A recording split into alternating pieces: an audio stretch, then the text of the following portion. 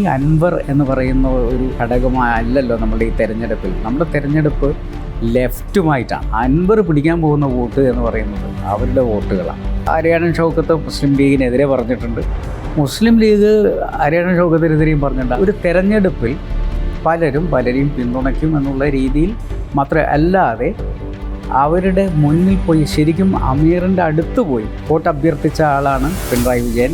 മുന്നണി സംവിധാനത്തിൽ ലീഗിൻ്റെ വീഴ്ച കൊണ്ട് ലീഗ് സ്ഥാനാർത്ഥി പരാജയപ്പെട്ടാൽ അത് നമുക്ക് ക്ഷമിക്കാം. പക്ഷേ ലീഗിൻ്റെ വീഴ്ച കൊണ്ട് നമ്മുടെ ഘടകകക്ഷിയിൽ ആരെങ്കിലും പരാജയപ്പെടുകയാണെങ്കിൽ അത് മുസ്ലിം ലീഗിന് സഹിക്കാൻ പറ്റില്ല എന്നുള്ള ഒരു നിലപാട് ബാഫഖി തങ്ങളുടെ കാലം മുതൽ നമ്മൾ തുടർന്നു വരുന്നതാണ്. ആര്യാടൻ ഷൗക്കത്ത് ജയിക്കേണ്ടത് അനിവാര്യമാണെന്ന് തോന്നുന്നു എന്ന് പറഞ്ഞ് ഞങ്ങളും നിങ്ങളുടെ കൂടെ പിന്തുണയ്ക്കുന്നു എന്ന് പറഞ്ഞു കഴിഞ്ഞാൽ നമുക്കൊരു പോളിംഗ് ബൂത്തിനകത്ത് കയറി ഇവരുടെ കൈ പിടിക്കാൻ പറ്റില്ലല്ലോ. മുന്നണി വിട്ടപ്പോഴും അദ്ദേഹം UDFിലേക്ക് വരാൻ വേണ്ടിയിട്ടല്ലല്ലോ അവിടെ നിന്നും രാജിവെച്ചത്. അദ്ദേഹം സ്വന്തമായി ആദ്യം ഒരു സ്വതന്ത്ര പ്രസ്ഥാനം ഉണ്ടാക്കാൻ വേണ്ടി ഇവിടെ വലിയൊരു സമ്മേളനം വിളിച്ച് അതിൽ അദ്ദേഹം പറഞ്ഞത് എൻ്റെ രാഷ്ട്രീയ പ്രസ്ഥാനത്തെ ഞാൻ പ്രഖ്യാപിക്കുന്നതാണ്. അത് കഴിഞ്ഞ് അദ്ദേഹം DMK-യുമായി ചർച്ച ചെയ്തു. റിപ്പോർട്ടർ പ്രസ് കോൺഫറൻസിൽ മുൻ മന്ത്രിയും മുസ്ലിം ലീഗ് നേതാവുമായ MK മുനീറാണ് എനിക്കൊപ്പം. ഷിബാൽ, നമസ്കാരം. നമസ്കാരം. ഈ നിലമ്പൂരുമായിട്ടൊക്കെ എങ്ങനെയാണ് ഒരു ബന്ധം? നിലമ്പൂരുമായിട്ട് നേരത്തെ നല്ല ബന്ധമുള്ള നാടാണ്. നിലമ്പൂർ വളരെ കാലം മുമ്പ് എൻ്റെ പിതാവിൻ്റെ കാലം മുതലുള്ള ബന്ധമാണ്. എൻ്റെ പിതാവും വഹാബ് സാഹിബിൻ്റെ പിതാവും അവർക്ക് ഇവിടെ അന്ന് ഒരു 12 ഏക്കർ ഭൂമി ഈ പാട്ടത്തിനെടുത്തിട്ട് റബ്ബർ കൃഷി ചെയ്തിരുന്നു. എൻ്റെ പേര് ക്രസൻറ്റ് എന്നായിരുന്നു എൻ്റെ പേര്. ഞങ്ങളുടെ വീട്ടിൻ്റെ പേര് തന്നെയായിരുന്നു അത്. അപ്പോൾ അന്ന് സബ്സിഡിയൊക്കെ ഉണ്ട്. പക്ഷെ സബ്സിഡി നിർത്തി ആ സമയമാകുമ്പോഴേക്കും. അപ്പോഴേക്കും പിന്നെ അത് മുന്നോട്ട് കൊണ്ടുപോകാൻ സാധിക്കാത്ത അവസ്ഥ വന്നപ്പം അവർ വിറ്റു. നിലമ്പൂരിൻ്റെ രാഷ്ട്രീയമായിട്ടുള്ള ബന്ധം എങ്ങനെയാണ്? നിലമ്പൂർ ഞാൻ യൂത്ത് ലീഗ് ആകുന്ന സമയത്ത് നിരന്തരം വരുന്ന സ്ഥലമാണ് ഇവിടെ നിലമ്പൂർ. പിന്നെ ഞാൻ പൊതുമരാമത്ത് മന്ത്രിയായിരിക്കുന്ന സമയത്ത് ധാരാളം പാലങ്ങളും അതുപോലെ തന്നെ റോഡും ഒക്കെ ഉദ്ഘാടനത്തിനും അതുപോലെ തന്നെ ആര്യാടൻ മുഹമ്മദ് സാറുമായിട്ട് നല്ല ബന്ധമായിരുന്നു. അപ്പോൾ ഞാൻ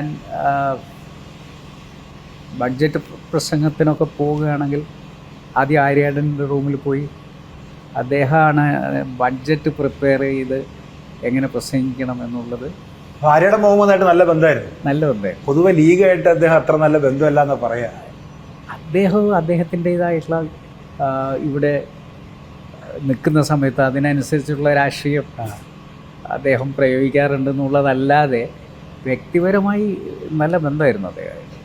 അങ്ങനെയുള്ള ആ ഒരു ബന്ധം ഒരുപക്ഷെ മുസ്ലിം ലീഗുമായി ഈ പറഞ്ഞ രാഷ്ട്രീയ ബന്ധത്തിൽ വലിയ വ്യത്യാസമുണ്ട്. പലപ്പോഴും കലഹിച്ചിരുന്നു മുസ്ലിം ലീഗുമായി.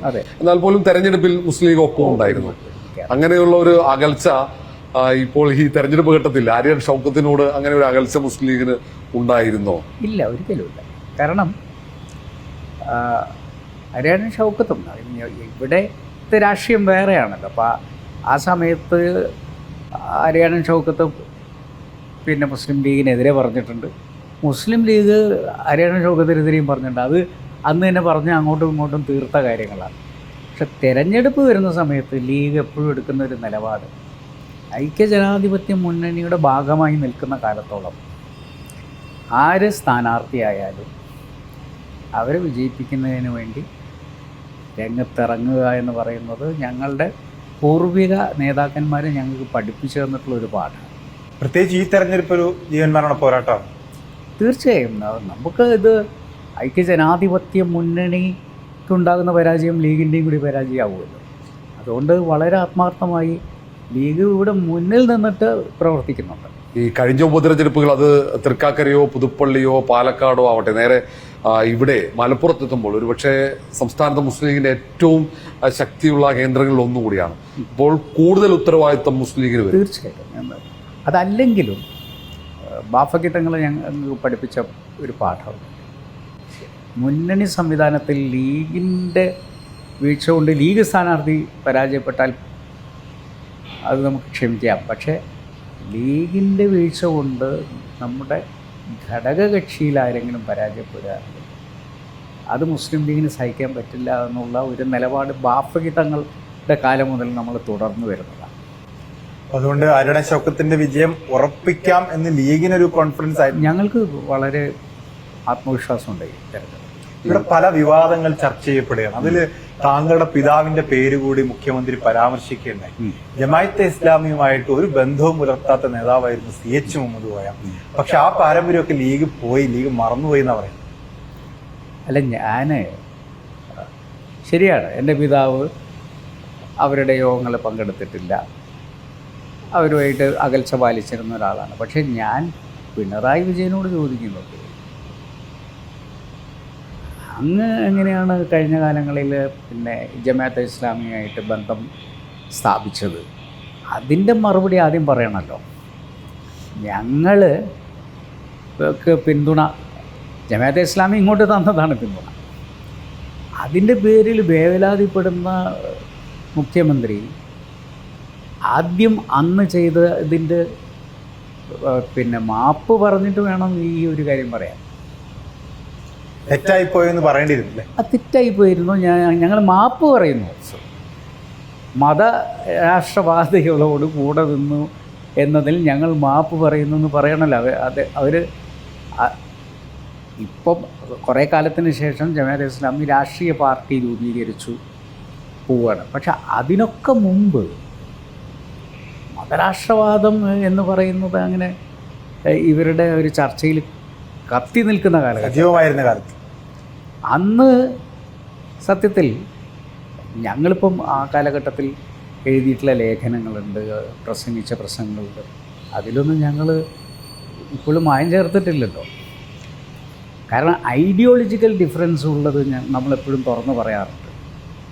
പക്ഷെ തിരഞ്ഞെടുപ്പ് വരുന്ന സമയത്ത് പലർക്കും പിന്തുണ പ്രഖ്യാപിക്കുകയില്ല. കാരണം ഒരു സ്ഥാനാർത്ഥിയെ സംബന്ധിച്ചിടത്തോളം സമ്മതിദായകരാണ് കേട്ടോ. ഇപ്പം നമ്മൾ ഒരു വോട്ട് അഭ്യർത്ഥിക്കുമ്പോൾ എന്താ നമ്മൾ പറയുന്നത്? എല്ലാ സമ്മതിദായകരും ഞങ്ങൾക്ക് വോട്ട് നൽകണം, ബ്രാക്കറ്റിൽ സമയത്ത് വേണ്ട, SDPI വേണ്ട, അങ്ങനെ എഴുതാറില്ലല്ലോ. പക്ഷെ നമ്മൾ സാധാരണ പറയാറുണ്ടല്ലോ, ചന്ദനം ചാരിയാൽ ചന്ദനം മണക്കും, ചാണകം ചാരിയാൽ ചാണകം മണക്കും. അതെ, ഈ മതരാഷ്ട്രവാദികളുമായിട്ടൊരു കൂട്ടുകെട്ട് ആകെ മൊത്തം നോക്കുമ്പോൾ ഒരു ലാഭമായിരിക്കുമോ UDF? അതല്ല, നമ്മൾ കൂട്ടുകെട്ടിൽ പോയിട്ടില്ലല്ലോ. രാഷ്ട്രീയ പ്രസ്ഥാനങ്ങൾ, അതേപോലെ തന്നെ മതസംഘടനകൾ, അങ്ങനെ പലരും. അങ്ങനെയാണെങ്കിൽ ഇവർ പറയണമല്ലോ, ഹിന്ദു മഹാസഭ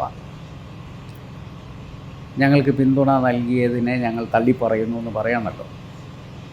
അതിനേക്കാൾ വലിയ രാഷ്ട്രീയം പറയുകയാണെങ്കിൽ LDFനെ സംബന്ധിച്ച് LDFന് പരമ്പരാഗത മുസ്ലിം സമുദായത്തിന്റെ വോട്ടുകൾ നേരത്തെ കിട്ടാറുണ്ടായിരുന്നില്ല. അതെ, UDFന് അങ്ങനെയല്ല. അപ്പൊ ജമാഅത്തെ ഇസ്ലാമി LDFനെ പിന്തുണച്ചാൽ അവർക്ക് ലാഭമാണ്. UDFന് അങ്ങനെയല്ല. UDFനൊപ്പം EK സമസ്തയും മറ്റ് പരമ്പരാഗത വിഭാഗങ്ങളും ഒക്കെ നിൽക്കുന്നുണ്ട്. അവരൊക്കെ എതിർക്കുന്ന ഒരു വിഭാഗത്തെ കൂടി ഇതിനോട് ചേർത്ത് വെക്കുമ്പോൾ ചേർത്ത് വെക്കുന്നില്ല. ഞാൻ പറയുന്നത് സമസ്തക്കറിയാം, മുജാഹിദിനറിയാം, എല്ലാ പ്രസ്ഥാനങ്ങൾക്കും അറിയാം. UDF അവരുടെ പിന്നാലെ പോയതല്ല. അവർ ഓരോ തിരഞ്ഞെടുപ്പിലും അവരുടെ യോഗം കൂടി അമീർ പ്രഖ്യാപിക്കുന്നു, ഇപ്രാവശ്യം ഞങ്ങളുടെ പിന്തുണ UDFനാണ് അല്ലെങ്കിൽ LDFനാണ്. അത് ഏത് കാലത്തും ഉണ്ടായിട്ടുള്ളതാണ്. നമ്മളിപ്പോൾ ദേശീയ തലത്തിലാണെങ്കിൽ BJP വിരുദ്ധതയുടെ പേരിലാണ് എല്ലാം ഒന്നിക്കുന്നത്, BJPക്കെതിരെ ഒന്നിച്ചു നിൽക്കാം. ഇവിടെ പക്ഷെ അങ്ങനെ ഒരു സാഹചര്യം ഇല്ലല്ലോ. LDFും UDFും തമ്മിലുള്ള മത്സരം. ഞാൻ പറഞ്ഞല്ലോ, നമ്മളിപ്പോൾ ഏതെങ്കിലും വേദിയിൽ UDFിൻ്റെ വേദിയിൽ നിങ്ങൾ ജമാഅത്തെ ഇസ്ലാമി വരുന്നതായിട്ടോ അല്ലെങ്കിൽ അവരുടെ പതാക അവിടെ കെട്ടിയതായിട്ടോ നിങ്ങൾ കണ്ടിട്ടുണ്ടോ? ഇല്ല. എന്നാൽ PDPയുടെ പതാക ഇടതുപക്ഷത്തിൻ്റെ സമ്മേളനങ്ങളിൽ കാണാം. അപ്പോൾ PDP ഞാൻ 1996 മറ്റോ ഉള്ള ദേശാഭിമാനിയിൽ വന്ന വാർത്ത നിങ്ങൾക്കറിയാമല്ലോ. അതിലെ മുഖപ്രസംഗത്തിൽ ആ മുഖപ്രസംഗത്തിൽ PDPയെ ഇവർ എതിർത്ത് പറയുന്നുണ്ട്. PDP UDFുമായി ചേർന്ന് അതിനെ ശരിക്കും ചെറുക്കുന്നത് ജമാഅത്തെ ഇസ്ലാമിയാണെന്ന് പറഞ്ഞ പിണറായി വിജയൻ്റെ പ്രസ്ഥാനം ഞങ്ങൾ ഉപദേശിക്കാൻ വരണ്ടെന്ന് പറഞ്ഞു. അപ്പം ഈ PDP ഇപ്പോൾ ഇവർക്ക് പീഡിപ്പിക്കപ്പെടുന്ന പാർട്ടിയായിട്ട് മാറിയിരിക്കുകയാണ്. സത്യത്തിൽ ഇവർ പേടിപ്പിക്കുകയാണ് ചെയ്തിട്ടുള്ളത് PDPയെ. ഈ ജമാഅത്ത് ഇസ്ലാമി, നേരത്തെ രഞ്ജിത്ത് പറഞ്ഞതിന്റെ തുടർച്ചയാണ്, ജമാഅത്ത് ഇസ്ലാമിയുടെ പാർട്ടി അവർ വെൽഫെയർ പാർട്ടി പിന്തുണ പ്രഖ്യാപിച്ചപ്പോൾ ഒരു ആശയക്കുഴപ്പം മുസ്ലിം ലീഗിനെ പിന്തുണയ്ക്കുന്ന ഈ മറ്റ് സംഘടനകൾ, സമുദായങ്ങൾക്ക് ഉണ്ടായില്ലേ? ഇല്ല. കാരണം ഐക്യജനാധിപത്യ മുന്നണിയെ കൃത്യമായി അറിയുന്നവരാണ് സമസ്തയായാലും ഏത് മുജാഹിദ് പ്രസ്ഥാനങ്ങളാണെങ്കിലും. അവർ മുസ്ലിം ലീഗിനെ പ്രത്യേകിച്ചും അവർക്കറിയാം. അതുപോലെ തന്നെ ഐക്യജനാധിപത്യ മുന്നണിയെ അവർക്ക് കൃത്യമായിട്ട് അറിയാം. അതുകൊണ്ട് അത് ഒരു തരത്തിലുള്ള ആശയക്കുഴപ്പവും ആരിലും ഉണ്ടാക്കിയിട്ടില്ല. കാരണം ഒരു തെരഞ്ഞെടുപ്പിൽ പലരെയും പിന്തുണയ്ക്കും എന്നുള്ള രീതിയിൽ മാത്രമേ, അല്ലാതെ അവരുടെ മുന്നിൽ പോയി ശരിക്കും അമീറിൻ്റെ അടുത്ത് പോയി വോട്ട് അഭ്യർത്ഥിച്ച ആളാണ് പിണറായി വിജയൻ അന്ന് കോടിയേരിയുള്ള സമയത്ത്. മാത്രമല്ല കഴിഞ്ഞ ഇതിന് തൊട്ട് മുമ്പുള്ള പഞ്ചായത്ത് തെരഞ്ഞെടുപ്പിൽ എൻ്റെ മണ്ഡലത്തിൽ ഓമശ്ശേരിയിൽ അവിടെ വെൽഫെയർ പാർട്ടിയുടെ സ്വതന്ത്രൻ LDF പിന്തുണയ്ക്കുന്നു എന്ന് പറഞ്ഞുകൊണ്ട് പോസ്റ്റർ ഒട്ടിക്കുക വരെ ചെയ്തിട്ടുണ്ട്. അതാണ് എനിക്ക് പറയുന്നത്, ഈ ഒരു അടുത്ത പഞ്ചായത്ത് തെരഞ്ഞെടുപ്പിൽ അതിപ്പോൾ വെൽഫെയർ പാർട്ടി പിന്തുണയ്ക്കുന്ന UDF സ്ഥാനാർത്ഥി എന്ന് വെക്കേണ്ടി വരില്ലേ? അങ്ങനെ ഉണ്ടായിട്ടില്ല. അതാണ് ഞാൻ പറഞ്ഞത്. ഉണ്ടാവുമോ എന്നുള്ളതാണ്. അല്ല, അങ്ങനെയുള്ളൊരു തീരുമാനം ഇതുവരെ എടുക്കാത്ത സാഹചര്യത്തിൽ നമ്മൾ അനുമാനങ്ങൾക്ക് മറുപടി പറയേണ്ട ആവശ്യമില്ല. കഴിഞ്ഞ കുറച്ചു കാലമായി വെൽഫെയർ പാർട്ടി UDFനെ പിന്തുണയ്ക്കുകയാണ്, നിരുപാധികമായ പിന്തുണയാണ്. ഏതെങ്കിലും തരത്തിൽ UDF അസോസിയേറ്റ് പാർട്ടിയായി വരുമോ? കഴിഞ്ഞ പഞ്ചായത്ത് തിരഞ്ഞെടുപ്പിൽ അവർ നിർത്തിയ സ്ഥലത്ത് ഐക്യജനാധിപത്യ മുന്നണി സ്ഥാനാർത്ഥി നിർത്തിയിട്ടുണ്ട്. മലപ്പുറത്തൊക്കെ ഉണ്ടായിരുന്നു. മറ്റതങ്ങനെയല്ല, അവർ നിർത്തുന്ന സ്ഥലത്ത് ഇടതുപക്ഷം സ്ഥാനാർത്ഥിയെ നിർത്തൂല. എന്തിനധികം SDPI ആയിട്ട് പോലും ധാരണ ഉണ്ടാക്കിയിട്ടില്ല. UDFിൽ അസോസിയേറ്റ് പാർട്ടിയായി പരിഗണിക്കുന്നതിനെ കുറിച്ച് അങ്ങനെ ആലോചന നടന്നിട്ടുണ്ടോ? ഒരിക്കലുമില്ല. അന്ന് ലീഗ് അങ്ങനെ സമ്മതിച്ചു കൊടുക്കുന്ന സംഭവങ്ങളല്ല. അങ്ങനെ ഒരു മുന്നണിയിലേക്ക് അവരെ എടുക്കുക എന്ന് പറയുന്നതൊന്നും ഒരു പെട്ടെന്ന് ഒരു സുപ്രഭാതത്തിൽ നടക്കുന്ന കാര്യമൊന്നുമല്ല അത്. കാരണം ശരിക്കുള്ള രാഷ്ട്രീയ പ്രസ്ഥാനങ്ങൾ എത്ര പേര് പുറത്ത് നിൽക്കുന്നുണ്ട്. കുറച്ച് കാലമായി തന്നെ ജയിക്കുമായിരുന്നില്ലേ? അവരുടെ പിന്തുണ ഇല്ലെങ്കിലും ജയിക്കാവുന്ന ഒരു സാഹചര്യം നിലമ്പൂരിൽ ഉണ്ടായിരുന്നില്ല. അല്ല, നമ്മൾ അവരുടെ അടുത്ത് ഇപ്പം നമ്മൾ ഈ തിരഞ്ഞെടുപ്പിലേക്ക് കടക്കുന്ന ഘട്ടത്തിൽ ഐക്യജനാധിപത്യ മുന്നണി ഒറ്റക്ക് തന്നെയല്ലേ ഈ മത്സരത്തിൽ നേരിടാൻ തീരുമാനിച്ചത് LDFനെ. PV അൻവർ പോലും വേണ്ടാന്ന് വെച്ചു. ആ ഓരോ ഘട്ടത്തിലെത്തുമ്പോഴും ശരി, കുഴപ്പമില്ല, ഇത് പിന്നെ ആര്യാടൻ ഷൗക്കത്ത് ജയിക്കേണ്ടത് അനിവാര്യമാണെന്ന് തോന്നുന്നു എന്ന് പറഞ്ഞ് ഞങ്ങളും നിങ്ങളുടെ കൂടെ പിന്തുണയ്ക്കുന്നു എന്ന് പറഞ്ഞു കഴിഞ്ഞാൽ നമുക്കൊരു പോളിംഗ് ബൂത്തിനകത്ത് കയറി ഇവരുടെ കൈ പിടിക്കാൻ പറ്റില്ലല്ലോ. RSSുമായും വേണമെങ്കിൽ പിന്നെ അവർ വോട്ട് ചെയ്താൽ അവരുടെ വോട്ട് സ്വീകരിക്കുമെന്ന് പറഞ്ഞ ആളാണ് പിണറായി വിജയൻ. ഈ PV അൻവർ ഒരു രാഷ്ട്രീയ നിലപാടെടുത്തതിന്റെ പേരിലാണ് നിലമ്പൂരിൽ ഉപതെരഞ്ഞെടുപ്പിന് കളമൊരുങ്ങിയത്. അങ്ങനെ PV അൻവർ ഒടുവിൽ UDF പാളയത്തിലില്ലാതെ മറുഭാഗത്ത് UDFനെതിരെയും LDFനെതിരെയും ഒരുപോലെ പ്രചാരണത്തിലാണ്. അങ്ങനെ ഒരു സാഹചര്യം വന്നത് എളുപ്പത്തിൽ വിജയിക്കുന്നതിന് തടസ്സമായിട്ടില്ലേ UDFന്? അതല്ല, അദ്ദേഹം മുന്നണി വിട്ടപ്പോഴും അദ്ദേഹം UDFിലേക്ക് വരാൻ വേണ്ടിയിട്ടല്ലല്ലോ അവിടെ നിന്നും രാജിവെച്ചത്. അദ്ദേഹം സ്വന്തമായി ആദ്യം ഒരു സ്വതന്ത്ര പ്രസ്ഥാനം ഉണ്ടാക്കാൻ വേണ്ടി ഇവിടെ വലിയൊരു സമ്മേളനം വിളിച്ച് അതിൽ അദ്ദേഹം പറഞ്ഞത് എൻ്റെ രാഷ്ട്രീയ പ്രസ്ഥാനത്തെ ഞാൻ പ്രഖ്യാപിക്കുന്നതാണ്. അത് കഴിഞ്ഞ് അദ്ദേഹം DMK-യുമായി ചർച്ച ചെയ്തു. എന്നിട്ട് അദ്ദേഹം പറഞ്ഞു ഞാൻ DMK ആവുകയാണെന്നാണ്. പിന്നെയാണ് അദ്ദേഹം തൃണമൂൽ കോൺഗ്രസുമായി ചർച്ച ചെയ്ത് തൃണമൂൽ കോൺഗ്രസിലേക്ക് വരുന്നത്. ഒരു ഘട്ടത്തിലും അദ്ദേഹം UDFിലേക്ക് വരുമെന്ന് പറയുന്ന ഒരു ചർച്ചയുണ്ടായിട്ടില്ല. അപ്പോൾ പിന്നെ എന്തിനാണ് നമ്മൾ പിന്നെ അൻവർ നമ്മളിലേക്ക് വരാത്തതിൽ പ്രയാസപ്പെടേണ്ട ആവശ്യമില്ല. എടുക്കാൻ തീരുമാനിച്ചിരുന്നല്ലോ, അസോസിയേറ്റ് അംഗമാക്കാൻ തീരുമാനമെടുത്തിരുന്നു എന്ന് VD സതീശൻ ഉൾപ്പെടെ പറഞ്ഞിട്ടുണ്ട്. അല്ല, നമ്മളന്ന് നമ്മുടെ ഐക്യജനാധിപത്യ മുന്നണിയുടെ യോഗത്തിൽ നമ്മളൊരു തീരുമാനം പറയുകയായിരുന്നു. നമുക്ക് അദ്ദേഹമായിട്ട് ചർച്ച ചെയ്തിട്ട് അദ്ദേഹം ഇതിൻ്റെ കൂടെ അസോസിയേറ്റ് മെമ്പറായിട്ട് നിൽക്കുകയാണെങ്കിൽ നമുക്ക് കൂടെ നിർത്തുന്നതിനെ പറ്റി ആലോചിക്കാമെന്ന് പറയുന്ന ഒരു തീരുമാനം അത് വി ഡി സതീശനെ ചുമതലപ്പെടുത്തുകയാണ് ചെയ്തത്. പക്ഷേ അദ്ദേഹത്തെ ചുമതലപ്പെടുത്തിയ സാഹചര്യത്തിൽ അദ്ദേഹമാണല്ലോ ചർച്ച ചെയ്യേണ്ടതും തീരുമാനമെടുക്കുമല്ലോ. ആ തീരുമാനത്തിനെതിരെ UDF നിന്നിട്ടൊന്നുമില്ല. നമ്മൾ ചുമതലപ്പെടുത്തിയ ഒരാൾ എടുക്കുന്ന ഒരു ഡിസിഷന് നമ്മൾ അംഗീകരിക്കും. ആ തീരുമാനം PV അൻവറിനെ അറിയിക്കുന്നതിന് കാലതാമസം വന്നതാണോ ഇങ്ങനെ അൻവർ ഒപ്പം വരാതിരുന്നതിന് കാരണം? PV അൻവർ എന്ന് പറയുന്ന ഒരു ഘടകമല്ലല്ലോ നമ്മുടെ ഈ തെരഞ്ഞെടുപ്പിൽ. നമ്മുടെ തെരഞ്ഞെടുപ്പ് ലെഫ്റ്റുമായിട്ടാണല്ലോ. PV അൻവറിനെ നമ്മൾ കാണുന്നത് അദ്ദേഹം അതിനകത്ത് ഒരു വലിയ കലഹം ഉണ്ടാക്കിയിട്ട് പുറത്തു വന്നതാണ്. അദ്ദേഹത്തിൻ്റെ മുഖ്യ ശത്രു എന്ന് പറയുന്നത് ഇടതുപക്ഷമാണല്ലോ. മാത്രമല്ല പിണറായി വിജയനുമായിട്ടാണ് അദ്ദേഹം ഏറ്റുമുട്ടിയിട്ടുള്ളത്. പിണറായി വിജയൻ്റെ പോലീസിനെയാണ് അദ്ദേഹം അതിനിശ്ചിതമായി വിമർശിച്ച് പുറത്തേക്ക് വന്നത്. ആ സാഹചര്യത്തിൽ സത്യത്തിൽ അൻവറിനെ മയപ്പെടുത്തി വോട്ടുകൾ പോകാതെ നോക്കേണ്ട ചുമതല ഇടതുപക്ഷത്തിനുള്ളതാണ്. അവരാണ് നോക്കേണ്ടത് അത്. കാരണം അൻവർ പിടിക്കാൻ പോകുന്ന വോട്ട് എന്ന് പറയുന്നത് അവരുടെ വോട്ടുകളാണ്. ഞങ്ങൾക്ക് മുമ്പും അൻവർ നിൽക്കുമ്പോഴും അൻവർ അല്ലാത്തപ്പോഴും ഒക്കെ കിട്ടുന്നൊരു വോട്ടാണ്. ആ വോട്ട് തന്നെയാണ് ഞങ്ങളുടെ ഘടകം. ഇപ്പോൾ എന്താണെന്ന് വെച്ച് കഴിഞ്ഞാൽ ഇടതുപക്ഷൻ്റെ വോട്ടിൽ വലിയ വിള്ളലുണ്ടാകാൻ സാധ്യത. ഇപ്പോൾ അപ്പുറത്തെ ഇടതുപക്ഷ സ്ഥാനാർത്ഥി പറയുന്നത് ഞങ്ങളുടെ ഒറ്റ മെമ്പർ പോലും അൻവറിൻ്റെ സമ്മേളനങ്ങളിലൊന്നും പങ്കെടുത്തിട്ടില്ല. അത് ഈ നിലമ്പൂർ എന്ന് പറയാൻ പറ്റില്ല.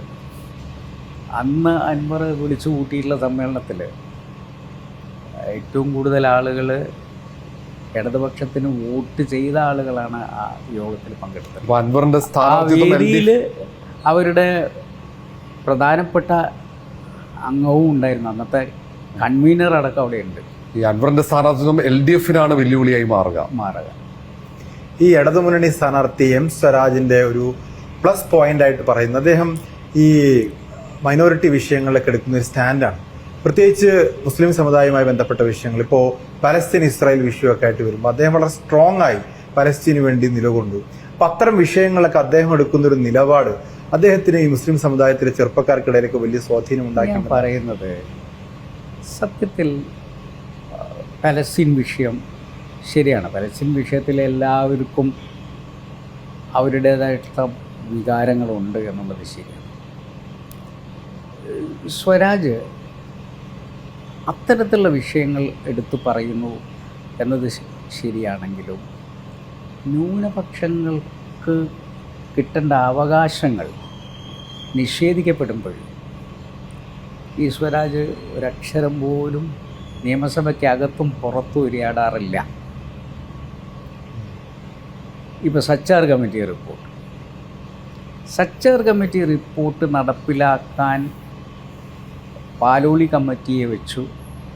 പാലോളി കമ്മിറ്റി കൊടുത്ത റിപ്പോർട്ട് ഫ്രീസറിലേക്ക് പിണറായി വിജയൻ എടുത്തു വെച്ചപ്പോൾ സ്വരാജ് പറയേണ്ടിയിരുന്നു അത് ചെയ്യുന്നത് ശരിയല്ല. നമ്മൾ പാലോളി എന്ന് പറയുന്ന ഒരു നേതാവിനെ മുന്നിൽ നിർത്തി അദ്ദേഹം മുന്നോട്ട് വെച്ചിട്ടുള്ള കാര്യങ്ങൾ നടപ്പിലാക്കാൻ നമുക്ക് ബാധ്യതയുണ്ട് എന്ന് പിണറായി വിജയൻ്റെ മുഖത്ത് നോക്കി അദ്ദേഹം പറഞ്ഞിട്ടില്ലല്ലോ. അപ്പോൾ ഈ ഒരു സമുദായത്തിന് കിട്ടേണ്ട അവകാശങ്ങളുടെ കാര്യം വരുമ്പോൾ നിശബ്ദത പാലിക്കുകയും യാതൊരു ചെലവുമില്ലാതെ പറയാൻ പറ്റുന്ന വൈകാരികമായ വിഷയം. കാരണം പലസ്തീന് ഇപ്പോൾ ഞാൻ പറയുന്നു ട്രംപിനെതിരെ വിടുന്നുകൊണ്ട് പറഞ്ഞ് ട്രംപ് അറിയോ? സ്വരാജ് ഇങ്ങനെ പറഞ്ഞിട്ടുണ്ട്, അതുകൊണ്ട് ഞാനൊന്ന് കുറച്ചുകൂടി മിതത്വം പാലിക്കേണ്ടതുണ്ട് എന്ന് ട്രംപ് അറിയുന്നില്ലല്ലോ. അപ്പോൾ ആർക്കും ഒരു ചിലവില്ലാത്ത പ്രസ്താവന ഇത് തന്നെയാണ് പിണറായി ചെയ്തിട്ടുള്ളത്. അദ്ദേഹം എല്ലാ സ്ഥലത്തും ഇതുപോലുള്ള ഇസ്രായേലിനൊക്കെ അദ്ദേഹം വളരെ രൂക്ഷമായി പോയി വിമർശിച്ചിട്ടുണ്ട്. ആരെ? പിണറായി വിജയൻ ഇസ്രായേലിനെ ഒരു തെമ്മാടി രാജ്യം എന്നൊക്കെ വിശേഷിപ്പിച്ച് ഈ തെരഞ്ഞെടുപ്പിന്റെ ഘട്ടത്തിൽ കൂടിയാണ്. അതാണ് ഞാൻ പറഞ്ഞത്. തെമ്മാടി രാഷ്ട്രം ശരിക്കും ശരിയായ തെമ്മാടി രാഷ്ട്രം അമേരിക്കയാണല്ലോ. അമേരിക്കയെ തെമ്മാടി രാഷ്ട്രം എന്ന് എത്രയോ കാലം മുമ്പ് നമ്മൾ വിളിച്ചിട്ടുണ്ടല്ലോ. ആ അമേരിക്കയുടെ ഒത്താശയിൽ നിൽക്കുന്ന ഇസ്രായേലിനെ തെമ്മാടി രാഷ്ട്രം എന്ന് ആർക്കും വിളിക്കാമല്ലോ ഇവിടെ ഇരുന്നിട്ട്. അത് പിണറായി വിജയൻ വിളിക്കുമ്പോഴേക്കും അയ്യോ, അതിലൊന്നും സമുദായം വീണു പോവില്ല എന്ന് ഉറപ്പാണ്. നമുക്ക് ഈ സമുദായത്തെ ഇവർ ഭയങ്കരമായി അണ്ടർ എസ്റ്റിമേറ്റ് ചെയ്യുകയാണ്. അതായത് നിങ്ങൾക്ക് എന്തെങ്കിലും തേനും പാലും കാണിച്ചു കഴിഞ്ഞാൽ അതിൽ മൂക്കുകുത്തി വീഴുന്നൊരു സമുദായമാണ് എന്ന് പറയുന്ന വളരെയധികം ഒരു ഇൻഫീരിയറായ ഒരു സമൂഹമായിട്ട് ഇതിനെ കാണാൻ പാടില്ല. അവകാശങ്ങൾ തരണ്ടേ?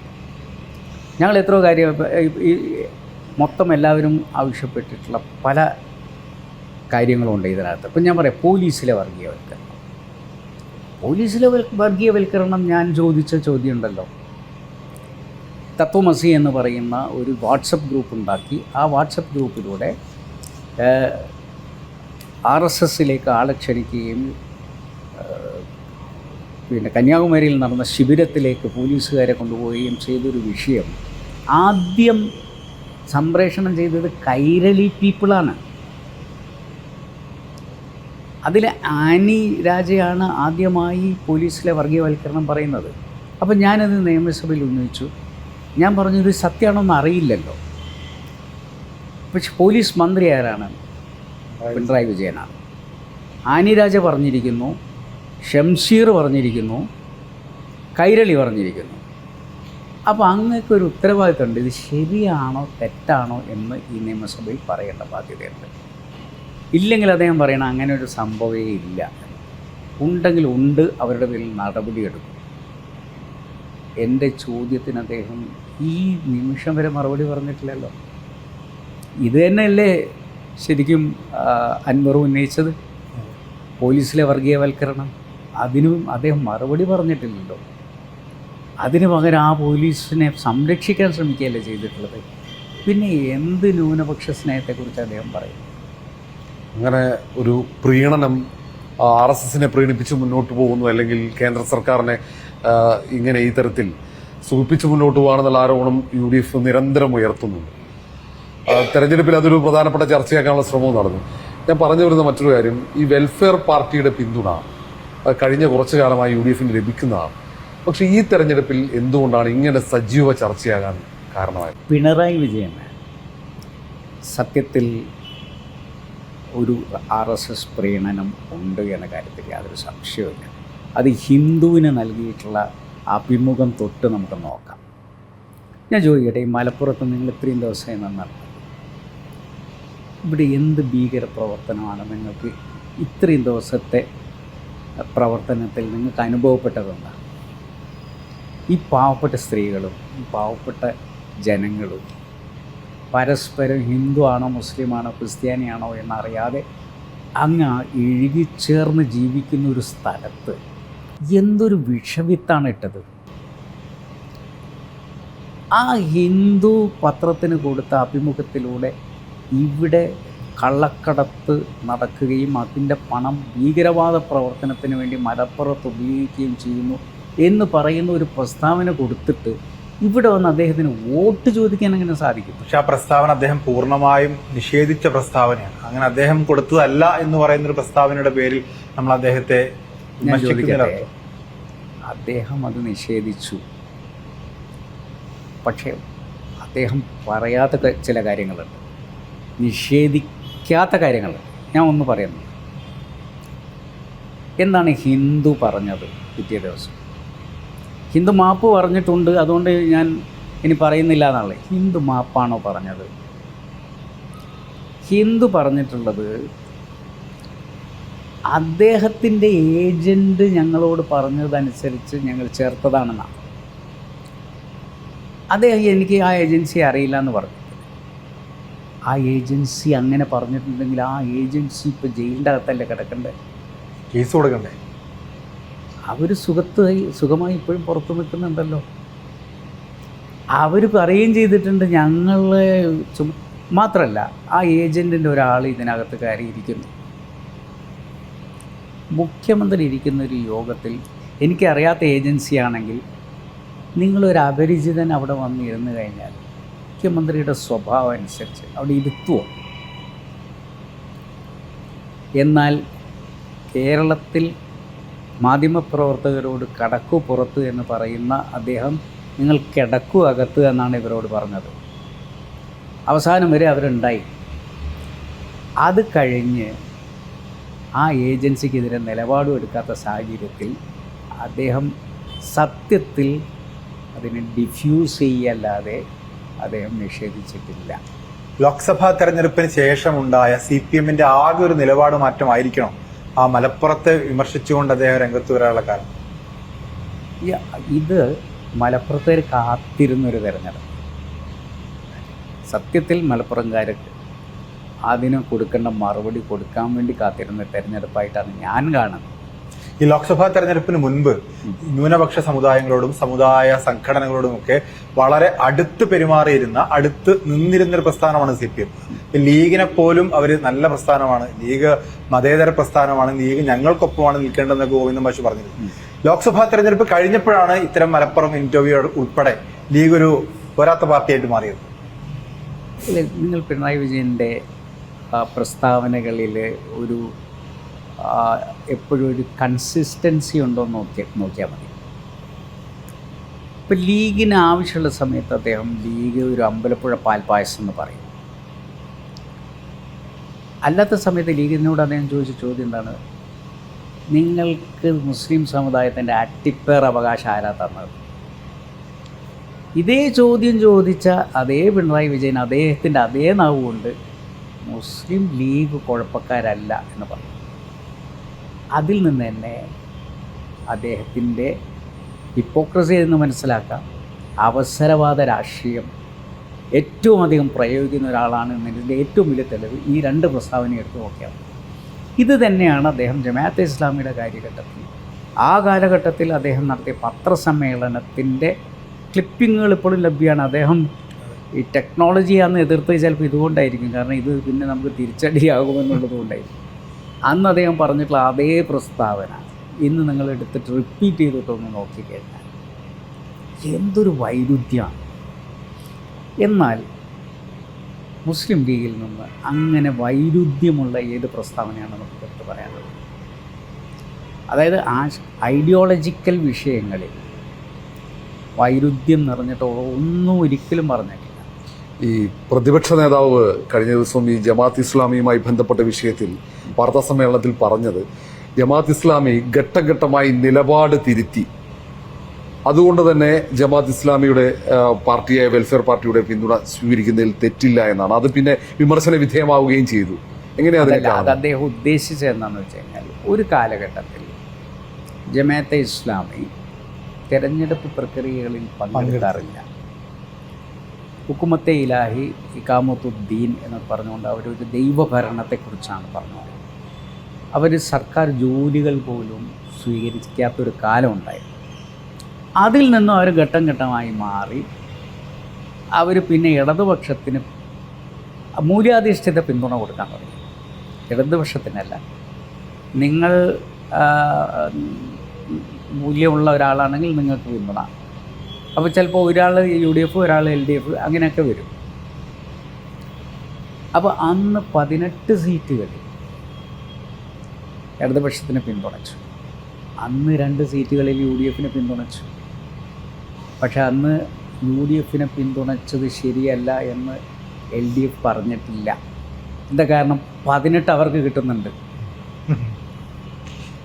അപ്പം ഞങ്ങൾക്ക് 18 കിട്ടുന്നുണ്ട്, നിങ്ങൾക്ക് 2 കിട്ടുന്നുള്ളൂ എന്നുള്ളത് കൊണ്ട് അന്ന് UDF-നെ ഇവർ പിന്തുണച്ചതിൽ പ്രശ്നമില്ല. കുറച്ച് കഴിഞ്ഞപ്പം ഇടതുപക്ഷം മൊത്തത്തിൽ ഇടതുപക്ഷത്തിന് കൊടുക്കാൻ തീരുമാനിച്ചു. അന്ന് ഇവരെക്കുറിച്ച് യാതൊരു പ്രശ്നവുമില്ല, കാരണം 20 ഞങ്ങൾക്ക് കിട്ടുക.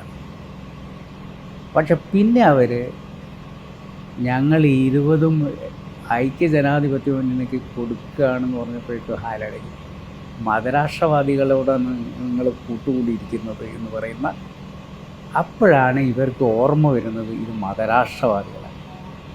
അന്നും ഇവരുടെ പിന്നെ പുസ്തകങ്ങളിൽ മതരാഷ്ട്രവാദം പറയുന്നുണ്ടായിരുന്നു.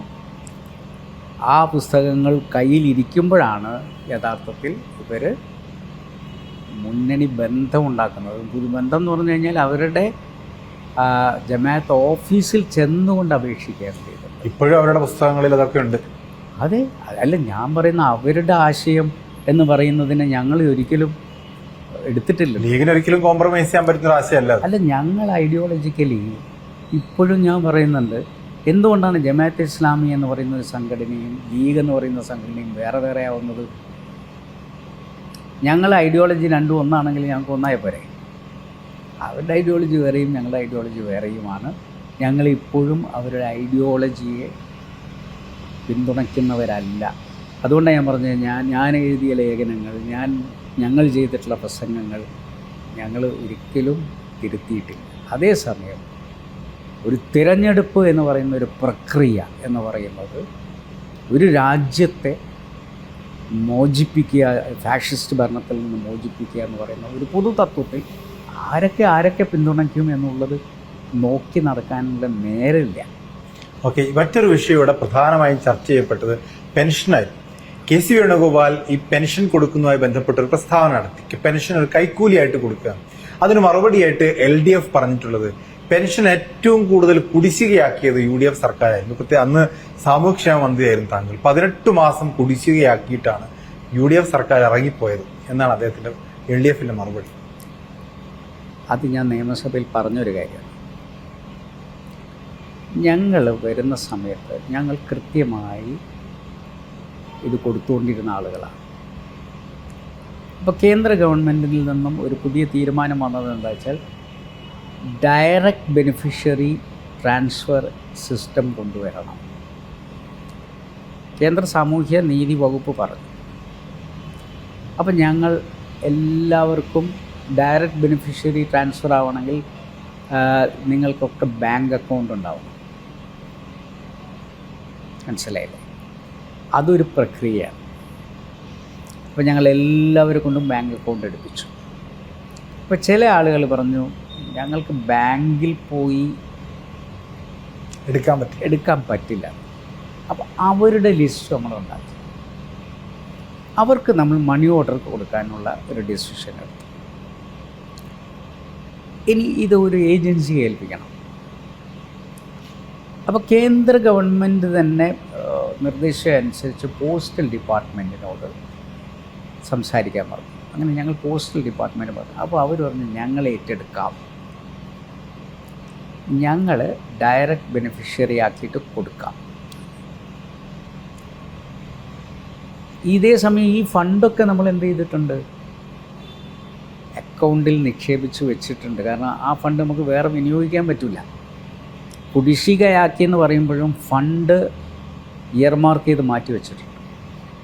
പക്ഷേ ഈ പോസ്റ്റൽ ഡിപ്പാർട്ട്മെൻറ്റിന് അത് കൃത്യമായി ചെയ്യാൻ പറ്റിയില്ല. അവർ 4 മാസത്തെ ഡിലേ ചെയ്തു. അപ്പോഴേക്കും ഗവൺമെൻറ് പോകുന്നൊരു സമയമായിട്ടുണ്ടായി. അതാണ് അവർ ഭീകരമായി ഉപയോഗിച്ചത്. പക്ഷേ നിങ്ങൾ മനസ്സിലാക്കേണ്ട ഒരു കാര്യം, ഇവർ വന്ന ഉടൻ ഇവർക്കത് കൊടുക്കാൻ പറ്റിയത് എന്തുകൊണ്ടാണെന്നറിയോ? ഫണ്ട് അവിടെ ഉണ്ട്. DBT സിസ്റ്റം ഞങ്ങൾ കൊണ്ടുവന്നു എന്നുള്ളത് കൊണ്ടാണ്. അതായത് ഒറ്റ ക്ലിക്കിൽ. അപ്പോൾ ഇവർ അതിൽ നിന്നും പിന്നെ പോസ്റ്റൽ ഡിപ്പാർട്ട്മെൻറ്റ് മാറ്റി ഇവരുടെ കോപ്പറേറ്റീവ് ബാങ്ക് ത്രൂ ആക്കിയിട്ട് ഒരു ഏജൻറ്റിനെയും വെച്ചു. അയാൾക്ക് കമ്മീഷൻ കൊടുത്തു. മനസ്സിലായില്ലേ? പക്ഷേ അത് ഒറ്റ ദിവസം കൊണ്ട് കൊടുക്കാൻ പറ്റിയതും ഈ ഫണ്ട് അതിനകത്ത് കിടക്കുന്നുണ്ട്. DBT എന്ന് പറയുന്ന ഒറ്റ മിനിറ്റ് കൊണ്ടത് മാറ്റാൻ പറ്റുന്ന ഈ സിസ്റ്റം കേരളത്തിൽ നടപ്പിലാക്കിയവരാണ് നമ്മൾ. സത്യത്തിൽ ആ ഒരു പോസ്റ്റൽ ഡിപ്പാർട്ട്മെൻറ്റിൻ്റെ ഡിലേ ഇല്ലായിരുന്നുവെങ്കിൽ വിപ്ലവകരമായിട്ടുള്ള ഒരു തീരുമാനം, അതായത് എല്ലാ ദിവസവും 1-ാം തീയതി പെൻഷൻ കിട്ടുന്ന ഒരു സ്കീം നടപ്പിലാക്കിയ ഒരു ഗവൺമെൻറ്റായിട്ട് ഞങ്ങൾക്ക് മാറാൻ പറ്റുകയില്ല. ഞങ്ങളുടെ വീഴ്ചയല്ലത്. ഈ സാമൂഹ്യക്ഷേമ പെൻഷനുമായി ബന്ധപ്പെട്ട് അത് KC വേണുഗോപാലിന്റെ ആ പ്രസ്താവന ഈ തെരഞ്ഞെടുപ്പ് ഘട്ടത്തിൽ വിതരണം ചെയ്യുന്നത് കൈക്കൂലിക്ക് സമാനം എന്നായിരുന്നു. അത് വലിയ വിവാദമാക്കുകയാണ്. ഇപ്പൊ DBT ഉണ്ട്, മനസ്സിലായില്ലേ? വേറെ സാങ്കേതികമായ പ്രശ്നങ്ങളൊന്നുമില്ല. പിന്നെ എന്തിനാണ് ഇവരെ 4 മാസം കുടിശ്ശിക വെച്ചത്? അപ്പം ഞങ്ങളെ കുടിശ്ശിക 18 മാസം ഉണ്ട്. സാമ്പത്തിക ബാധ്യത കൊണ്ടാണ്.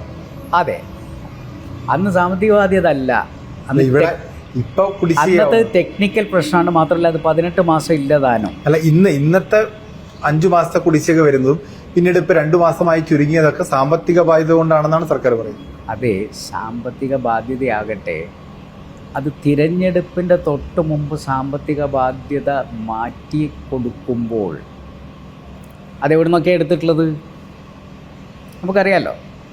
കോപ്പറേറ്റീവ് ബാങ്കുകളിൽ നിന്നും മറ്റുമൊക്കെ ആയിട്ടായിരിക്കും ഇവർ തിരിയുന്നത്. അത് തിരഞ്ഞെടുപ്പിൻ്റെ തൊട്ട് മുമ്പ് കൊടുക്കുമ്പോൾ അത് കിറ്റ് കൊടുത്തതിന് സമാനമായിട്ടുള്ള ഒരു ഈ പെൻഷൻ ഇവരുടെ അവകാശമല്ലേ. ഇത് സത്യത്തിൽ ഇവർ AKG സെൻറ്ററിൽ നിന്നല്ലല്ലോ ഇത് സപ്ലൈ ചെയ്യുന്നത്, ഇവരുടെ അവകാശമാണ്. ആ അവകാശത്തെ 5 മാസം പിടിച്ചു വെച്ചിട്ട് ഇത് ഒന്നിച്ച് കൊടുത്ത ശേഷം ഇത് ഞങ്ങളുടെ ഒരു നേട്ടമാണെന്ന് പറയുന്നത് ശരിയല്ല. AKG സെൻറ്ററിൽ നിന്ന് കൊടുക്കുന്ന പോലെയാണ് കൊടുക്കുന്നത്. ഈ സാമൂഹ്യക്ഷേമ പെൻഷൻ UDF സർക്കാർ അധികാരത്തിലെത്തിയാൽ അത് ഇല്ലാതാക്കുമെന്ന സൂചന KCയുടെ പ്രസ്താവനയിലുണ്ടെന്ന് CPM സംസ്ഥാന സെക്രട്ടറി MV ഗോവിന്ദൻ പറയുന്നുണ്ട്. അതെങ്ങനെയാണ് ഒരു പെൻഷൻ ഇല്ലാതാക്കാൻ പറ്റും? ഞാൻ ചോദിക്കട്ടെ, ഇപ്പം ഇത്രയും പെൻഷൻ കിട്ടുന്നില്ലേ? ഈ പെൻഷൻ ആളുകളുടെ എണ്ണം വർദ്ധിക്കാനുള്ള കാരണം എന്താ? ഉമ്മൻചാണ്ടി ഉള്ള സമയത്ത് ഞാൻ സാമൂഹ്യനീതി മന്ത്രിയാണ്. ഉമ്മൻചാണ്ടി 2 കാര്യങ്ങൾ പറഞ്ഞു. ഏജ് ലിമിറ്റ് എത്രയാണ്? 65, അത് 60 ആക്കും. വാർഷിക വരുമാനം എത്രയാണ്? 25,000, അത് 1,00,000 ആക്കും. അതുവഴി എത്ര ആളുകൾക്ക് കൂടുതലായി ഈ രാജ്യത്ത് പെൻഷൻ കിട്ടി തുടങ്ങിയിട്ടുണ്ട്. ഇല്ലാതാക്കിയല്ല, കൂട്ടാൻ ശ്രമിച്ച ഗവൺമെൻറ്റാണ്. മനസ്സിലായില്ലേ?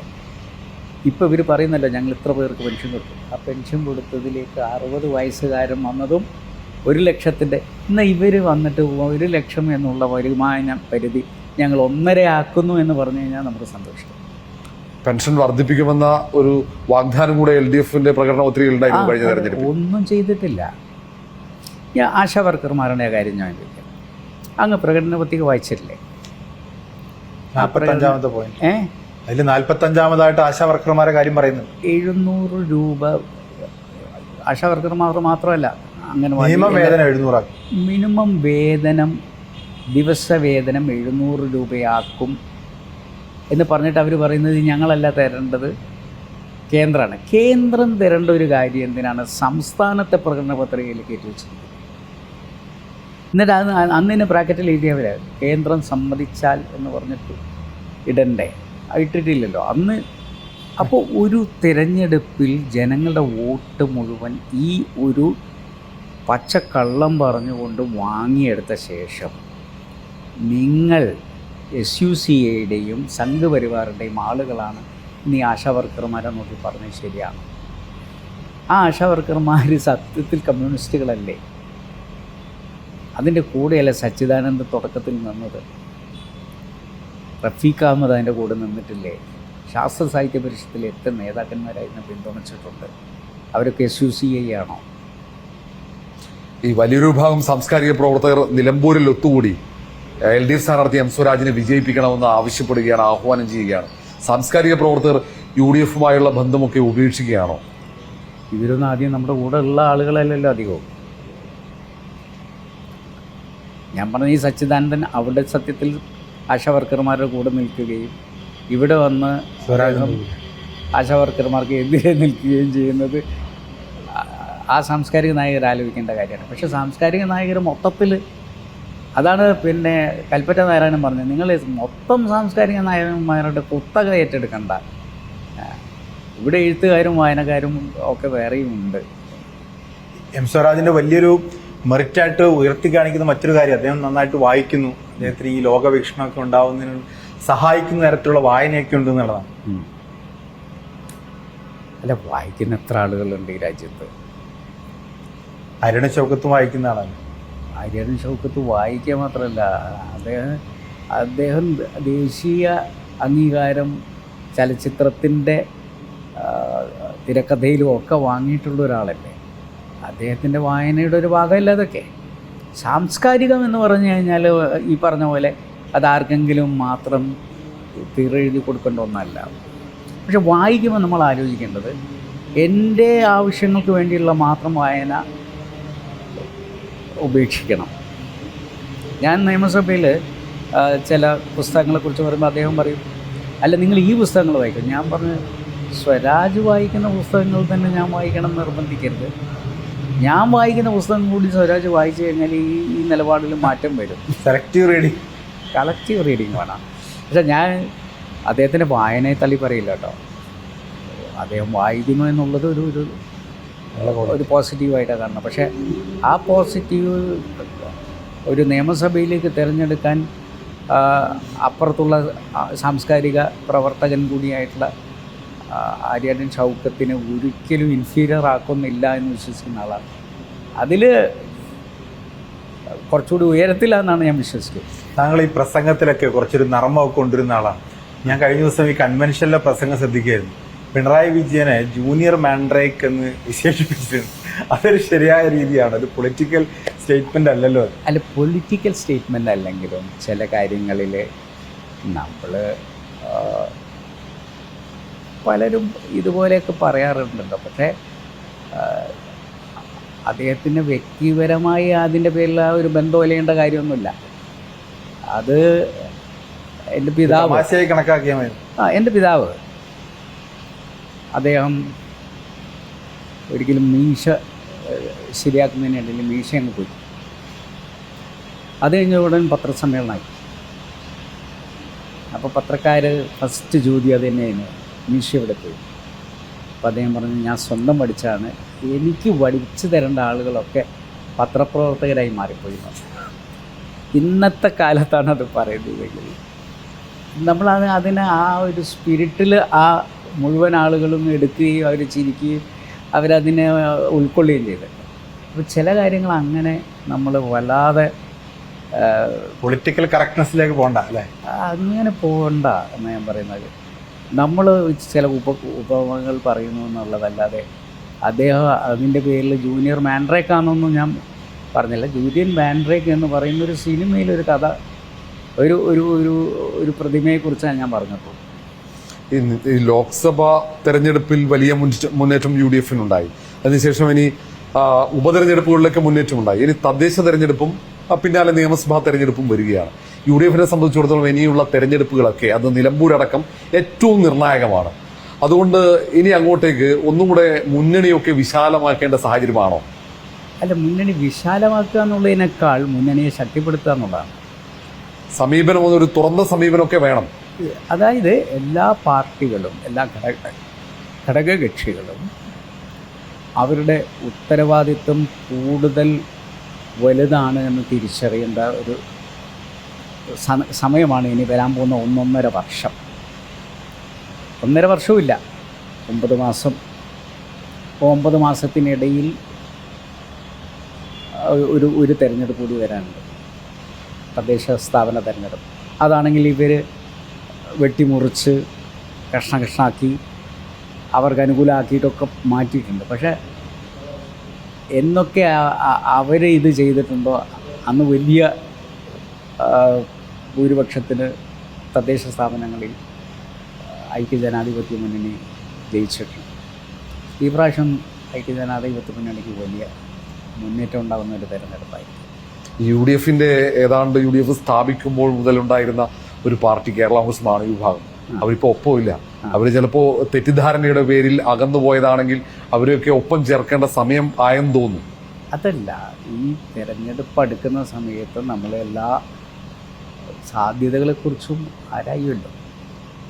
നടക്കുമോ നടക്കില്ല എന്നുള്ളത് വേറെ കാര്യം. അത് ഐക്യജനാധിപത്യ മുന്നണി എല്ലാ സാധ്യതകളെക്കുറിച്ചും ആരായും. പക്ഷെ ഏറ്റവും പ്രധാനം നമ്മുടെ കൂടെയുള്ളവരാണ്.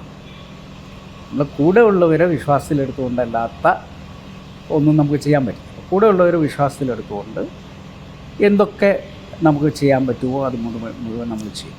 തുടർ ഭരണം എന്നാണ് ഇപ്പോൾ LDF അവകാശപ്പെടുന്നത്. അങ്ങനെ നിസ്സാരമായി തള്ളിക്കളയാൻ പറ്റുന്ന ഒരു അവകാശവാദമായിട്ട് UDF അതിനെ കണക്കാക്കും. അല്ല, തുടർ ഭരണം എന്ന് പറയുമ്പം എന്തൊക്കെയാണ് തുടർ ഭരണത്തിൻ്റെ ഒരു മാനദണ്ഡമായി നമുക്ക് എടുക്കാനുള്ളത്. അതിലെന്തെങ്കിലും ഇപ്പോൾ അവശേഷിക്കുന്നുണ്ടോ എന്നുള്ളതാണ്. ഇവർക്കിപ്പോൾ ഇൻഫ്രാസ്ട്രക്ചറായിരുന്നു പറയാനുണ്ടായി. ആ ഇൻഫ്രാസ്ട്രക്ചറിൻ്റെ അവകാശവാദം ഇവരെടുത്തു.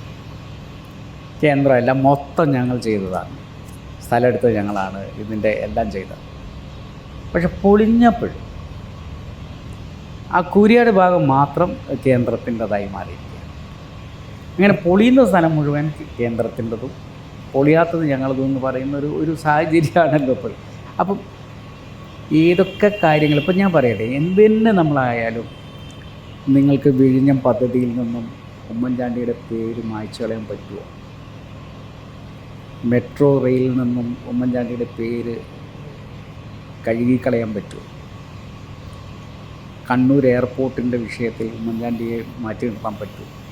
അങ്ങനെ വല്ലാർപാട് കണ്ടെയ്നർ ടെർമിനൽ, അങ്ങനെ വികസനത്തിൻ്റെ കുറേ കാര്യങ്ങൾ ചെയ്തു വെച്ചതിൻ്റെ ഒരു ഗവൺമെൻറ് എന്ന് പറഞ്ഞു കഴിഞ്ഞാൽ മറ്റൊരു ഗവൺമെൻറ്റിൻ്റെ പിന്തുടർച്ചയാണ്. ഇനിയിപ്പോൾ ഞങ്ങൾ അധികാരത്തിൽ വരുമ്പോൾ ഇവർ തുടങ്ങി വെച്ചൊക്കെ അങ്ങ് സ്റ്റോപ്പ് ചെയ്യില്ല, അതിനെ നമ്മൾ കണ്ടിന്യൂ ചെയ്ത് കൊണ്ടുപോകും. ആ കണ്ടിന്യൂവേഷനിൽ അത് ഉദ്ഘാടനം ചെയ്യാനുള്ള ഭാഗ്യം ഇവർക്ക് കിട്ടി എന്നുള്ളതല്ലാതെ നിങ്ങൾ അടയാളപ്പെടുത്താൻ പറ്റുന്ന എന്തെങ്കിലും ഒന്ന്, ഒരു ഇൻഡസ്ട്രി, എൻ്റെ മണ്ഡലത്തിൽ ഇൻഡസ്ട്രിയൽ എസ്റ്റേറ്റിന് വേണ്ടി ഒരു ലാൻഡ് എടുത്തിട്ട് 5-6 വർഷം, കഴിഞ്ഞ 9 വർഷമായി ഞാൻ ചോദിച്ചുകൊണ്ടിരിക്കുന്നു. ഒരു ചെറിയ തുണ്ട് ഭൂമി ആർക്കും കൊടുക്കാൻ പറ്റും.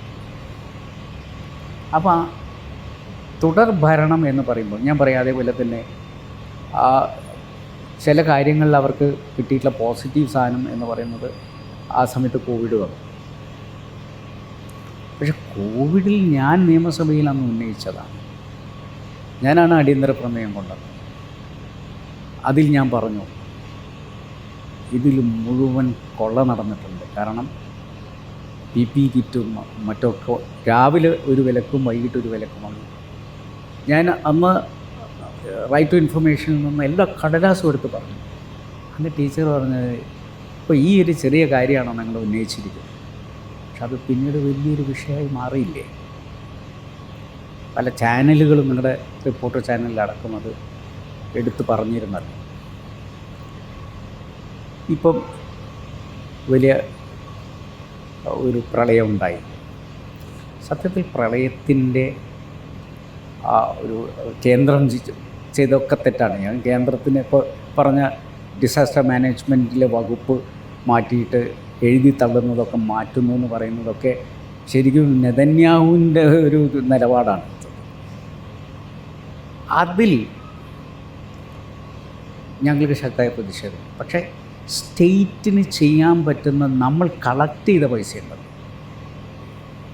അതെന്തുകൊണ്ടാണ് നമുക്ക് സമയബന്ധിതമായി വിന്യസിക്കാൻ പറ്റാതെ പോയത്? ഇനി എത്ര കാലം കഴിഞ്ഞിട്ടാണ് അവരുടെ വീടുകൾ പൂർത്തീകരിക്കപ്പെടുക? അതുവരെ അവരെവിടെയാണ് താമസിക്കുന്നത്? വാടക കെട്ടിടങ്ങളിൽ ആണ് താമസിക്കുന്നത്. അതിൻ്റെ വാടക ഗവൺമെൻറ് അത്രയും കാലം കൊടുക്കണം, പക്ഷെ പല സ്ഥലത്തും കൊടുക്കുന്നില്ല. ഇങ്ങനെ കുറേ പ്രശ്നങ്ങളുണ്ട്.